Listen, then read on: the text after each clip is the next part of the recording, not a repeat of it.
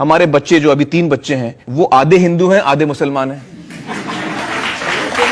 میری شادی ہوئی ہے کرن جی کے ساتھ، وہ ہندو ہیں. میری پہلی شادی ہوئی تھی رینا جی کے ساتھ، وہ ہندو ہیں.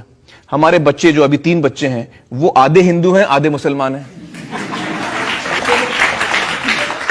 میری جو 2 بہنیں، ایک بڑی بہن ہے ایک چھوٹی بہن ہے، دونوں کی شادی ہندوؤں سے ہوئی ہے، ان کے پتی دونوں ہندو ہیں.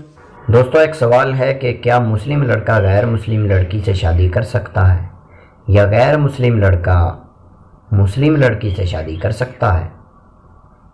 تو اس کا جواب ہے کہ نہیں، کیونکہ جب بھی کوئی آدمی اپنے مذہب کے اندر ہے، یعنی مسلمان اپنے مذہب کے اندر رہتے ہوئے کسی غیر مسلم لڑکی سے شادی کر ہی نہیں سکتا، کیونکہ غیر مسلموں کا شادی کرنے کا رواج الگ ہے اور اسلامی طریقہ الگ ہے.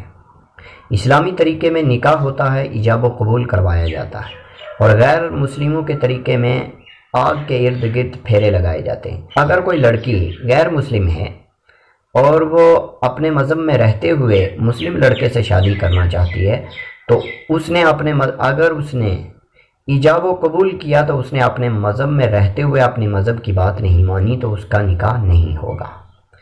اور اگر کوئی مسلم لڑکی غیر مسلم لڑکے سے شادی کرنا چاہتی ہے تو اس نے آگ کے ارد گرد پھیرے لگائے اور وہ سمجھتی ہے کہ میں مسلمان بھی رہوں تو تب بھی اس کا نکاح نہیں ہوگا.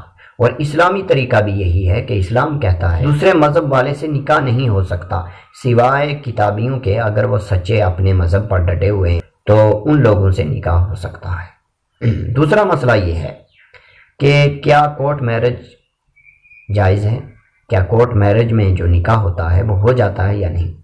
تو اس کا دوستو آسان سا مسئلہ یاد رکھیں. اگر تو کورٹ میرج میں صرف اور صرف سگنیچر لیے جاتے ہیں، یعنی سائن لیے جاتے ہیں، تو پھر نکاح نہیں ہوتا.